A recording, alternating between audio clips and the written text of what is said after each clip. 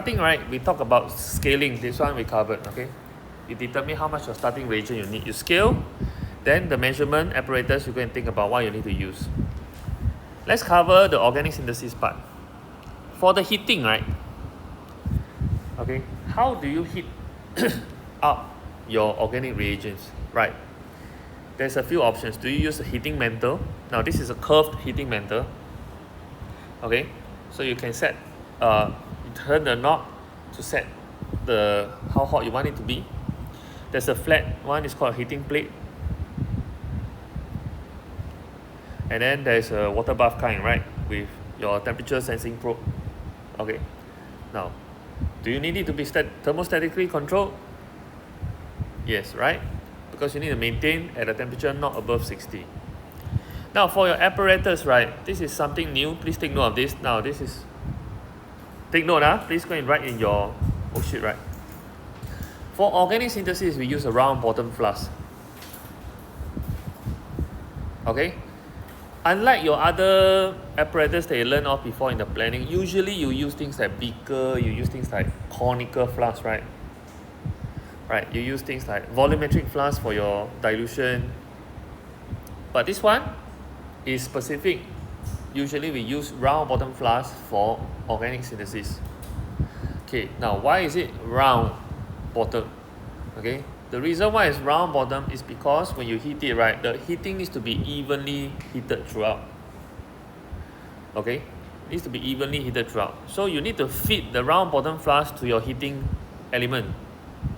Okay, so at first glance you will know that you're not using a heating plate. In fact, you're putting a water bath on the heating plate.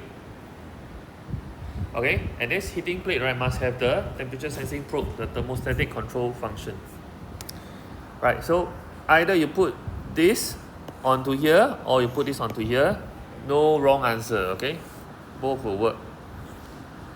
Now for the heating under reflux, you will then need to use a condenser. So you need to know that when it says warm under reflux, means you need to feed in the condenser. Yeah. So what's the purpose of the condenser? Because your organic reagents are volatile.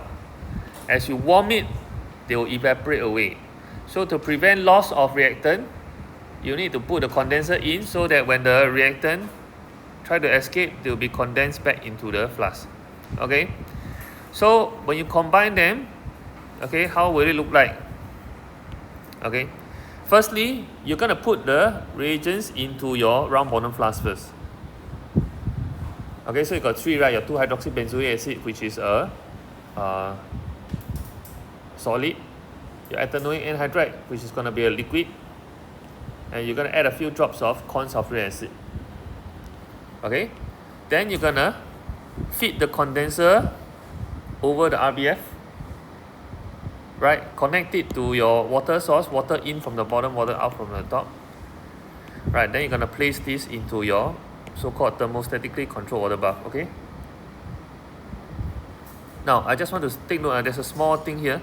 The water level, okay, I mean, in which it's submerged, right, should be at the same level as the level of the reactants. This is just a small note, okay, not so important. Okay, then you're going to turn it to 60 degrees, let it maintain for 20 minutes, like that. Okay, so after 20 minutes is done, what does it say in the steps?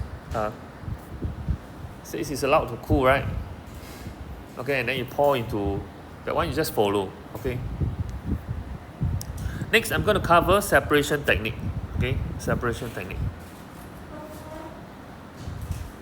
Now your usual separation techniques, right, you have things like decanting, filtration, distillation, and using a separatory funnel. Okay, this is just a generic cover.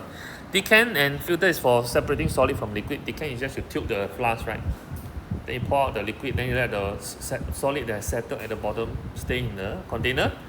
A better method would be just to use filtration, which you need to use filter paper. For distillation is for separating volatile from non-volatile liquid that are mixed together. That means they are soluble in each other. If they are not soluble in each other, you use a separatory funnel. Okay, a separatory funnel looks like this. It has a taper end. Okay, so that the layer between the two liquids are more easily, you can separate them more easily. Okay, so you open the tap here, you drain out the bottom liquid, and then you close it when this level reaches the valve. Okay, so for example, if you have an aqueous and an organic layer, you can use this. Okay, so this is not what we are using for synthesis of aspirin.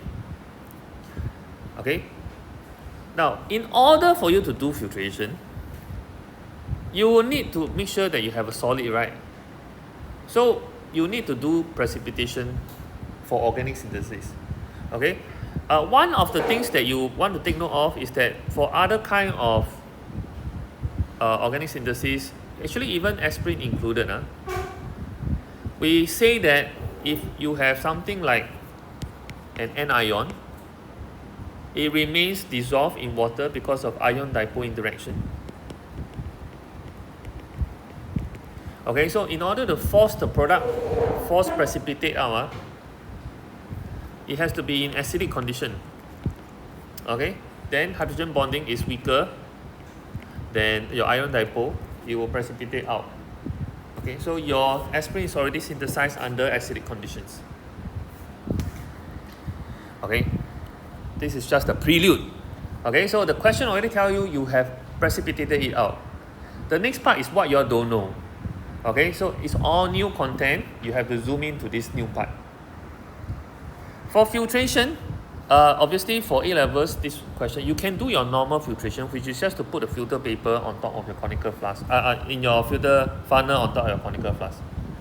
Okay, I want to introduce you to vacuum suction filtration, which is not needed for this A-level, but is usually used for organic synthesis. Okay, a vacuum suction filtration, the difference, right, is that your funnel is not your V-shaped funnel. Okay, it's a flat funnel with holes inside the funnel. Okay, it looks like this.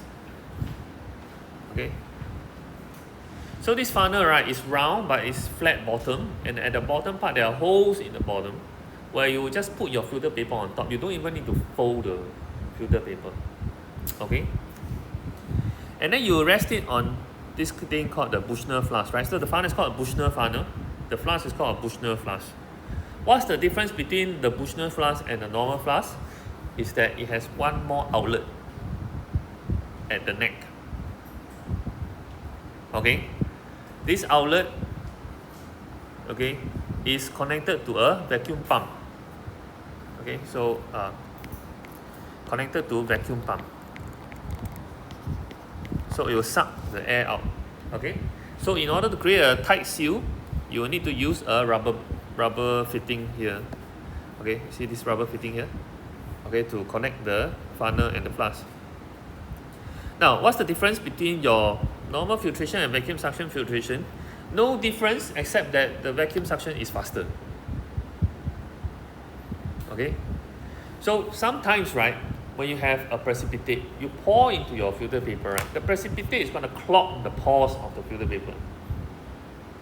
Okay, so that the liquid doesn't really pass through that well, you need to suck it down to make it faster. Hold this understanding, because later I'll come back to this. Okay, so for the purification part,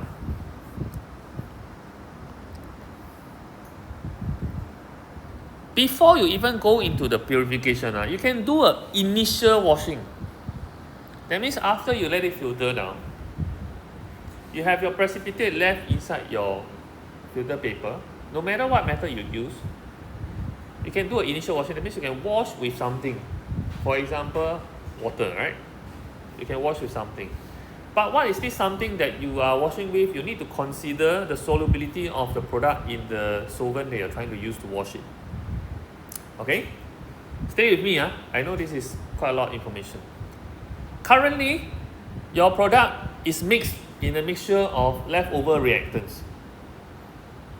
You pour it into the filter paper and the funnel, all your leftover reactants is going to filter out into the filtrate. Okay, because the excess reagent is your ethanoic anhydride, is a liquid. So you're assuming that all of the solid 2-hydroxybenzoic acid is used up. Okay, so your corn sulfuric acid, your ethanoic anhydride is going to go into the filtrate. Only your product is a solid is going to be left behind here. Coating the solid surface are some leftover residue, right, from your reactant and corn sulfuric acid. So you're going to use some water to wash away this corn sulfuric acid and ethanoate 800 and let it go down some more, right? This is your initial washing. Okay, so for aspirin in particular, the solubility in water is poor, but the solubility in ethanol is good. Okay, so you will wash with water, but you will use cold water. So you don't just use distilled water, just you have to put this distilled water bottle inside an ice bath, okay, to make it cold. Why? Because you want to lower the solubility even more. Right, you don't want to lose your product by dissolving it in the water that you're trying to wash it in. Okay, so this is to maximize yield or minimize loss of yield. Okay, so far following. Okay, this understanding of solubility is important. Next, this is the main thing. It's called recrystallization. So if you haven't heard of this method, please go and write it down. Okay, recrystallization. This is your purification method. Okay, so in the question paper it says that it is purified. Okay, washed and purified, right? The purification method is recrystallization. Now, recrystallization is a form of precipitation, but it's slightly different. It happens after your initial filtration and your initial washing. This product form is still impure. Why is it impure? It's because when you do the precipitation, the process is very fast. Okay, so the solid, when it comes out of the solution, right, it's going to trap impurities in between the solid particles. Right, for example, trap water, trap some excess reagent. So then you need to re-dissolve this precipitate and so-called crystallize it out. So that means precipitate it out. But we say crystallization because the product form, right, is so pure, is in the original crystalline state. Okay. So the general method is like that, right? Number one, you dissolve this impure product in a minimum amount of ethanol. So we say that it's soluble in ethanol. Okay? You place it on a heating mantle, so maybe you have to heat it. Okay? Now you have to heat it actually, right? Because you want to raise the solubility so that you use less solvent. Okay? So you want to dissolve this impure PPT in a solvent, but you don't want to use too much. You want to use just enough for it to completely dissolve, and then you stop there. Why? You need it to be saturated. Because the recrystallization, I say, is a form of precipitation, right? So in order for the thing to recrystallize out, it needs to be saturated. If it's not saturated, right, then it remains dissolved. It cannot precipitate out. Okay, it cannot crystallize out. Okay? So if you use too much solvent, it's not saturated, it won't crystallize out. Or you crystallize out too little. Okay, so back to the steps. You dissolve in minimum amount of ethanol. So you're going to place it maybe in a small conical flask, like 50 cm cube conical flask. Okay, you're going to add ethanol dropwise. Okay, this ethanol is maintained at 60 degrees Celsius until all the solid has dissolved. So while the setup looks roughly like this, just imagine your head on your heating plate, right? Got 3 conical flasks. In the heating plate, got 3 conical flasks. One conical flask contains your impure product. One conical flask contains ethanol. The other conical flask contains water. So you're taking a dropper, going into the flask with the ethanol is maintained at 60. You're going to draw out some 60 degree Celsius ethanol. You're going to drop it in the flask with your product. Okay? Until all the solid just dissolve. Next. Okay? Here, the second step, right, is optional for your A-levels because they didn't mention this. Okay? They didn't mention. This is the standard steps. You're going to then take water, also maintain at 60 degrees. You're going to add drop-wise until the first trace of crystal is observed.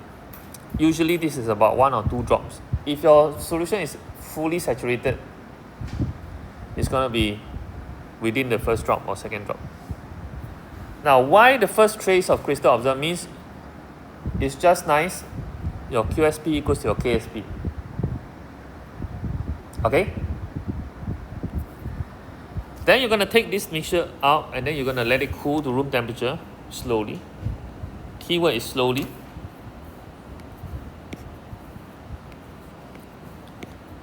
And then after that, you can actually continue to cool it further by placing it in an ice bath.